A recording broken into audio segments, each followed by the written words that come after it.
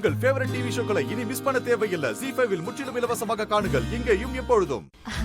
அண்ணே, இப்படி திடுதிப்புன்னு முடிவு பண்ணா எப்படி? அதுக்குன்னு 4 கிழமெல்லாம் இருக்குல்ல, அதெல்லாம் பார்த்து தானே பண்ணணும். ஓ ஆமா, நீ எல்லாத்தையும் எடுத்தோம் கவுத்தோம்னு நம்ம இஷ்டத்துக்கு பண்ணிட முடியாதுல்ல.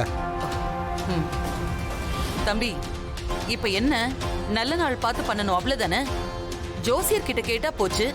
நானே போன் பண்ணி கேக்குறேன்.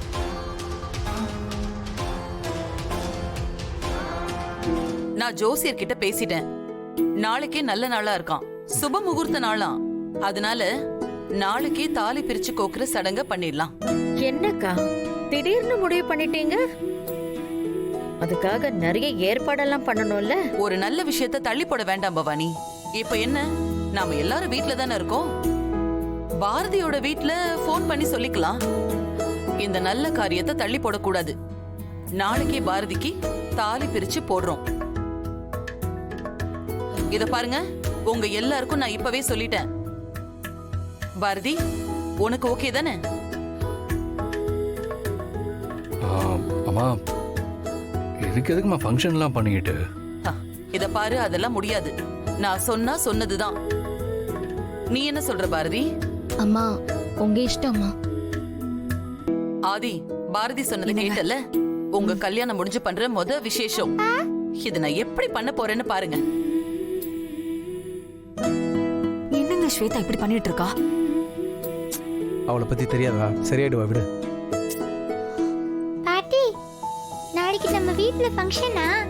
எல்லாரும் வர போறாங்களா? செல்லம். ஆமா தமிழ். ஐ ஜாலி பாட்டி. அப்ப நாளைக்கு நான் ஸ்கூல் லீவ் போட்டு பண்ணே. இந்த அம்மா எதுக்கு இப்ப ஃபோன் பண்ணுது என்னன்னு தெரியலையே. ஹலோ சமந்தி. ஹலோ, சொல்லுங்க. நல்லா இருக்கீங்களா? வீட்ல எல்லாரும் நல்லா இருக்காங்களா? எல்லாம் நல்லா இருக்கோம். என்ன விஷயமா ஃபோன் பண்ணிருக்கீங்க? சமந்தி, நாளைக்கு எங்க வீட்ல ஒரு விசேஷம் வச்சிருக்கோம். கண்டிப்பா நீங்க எல்லாரும் குடும்பத்தோட வந்துடணும். இல்லம்மா, எங்க எல்லாருக்கும் நாளைக்கு முக்கியமான வேலை இருக்குமா. எங்களால வர முடியாது, நீங்க பாத்துக்கம்மா. என்ன சமந்தி இப்படி சொல்லிட்டீங்க? நாளைக்கு என்ன விசேஷம்னு தெரிஞ்சா நீங்க இப்படி பேச மாட்டீங்க. நாங்க பாரதிக்கு தாலி பிரிச்சு போடுற சடங்கு வச்சிருக்கோம். நீங்க எல்லாரும் குடும்பத்தோட வந்துடணும். இத பாருங்க, மறு பேச்சு பேசக்கூடாது. இல்லம்மா, உங்க மருமகளுக்கு நீங்க தாலி பிரிச்சு கோக்குறீங்க, நீங்க செஞ்சிடுங்க. நாங்க இங்க இருந்தே எங்க மருமகளை வாழ்த்திக்கிறோம். சமந்தி, பாரதி கழுத்துல ரொம்ப நாளா மஞ்ச கயிறே போட்டிருக்கா. ஆதி திடீர்னு யார்கிட்டயுமே சொல்லாம போய் செயின் வாங்கிட்டு வந்துட்டான். இருந்தாலும் அத முறைப்படி பண்ணணும்ல.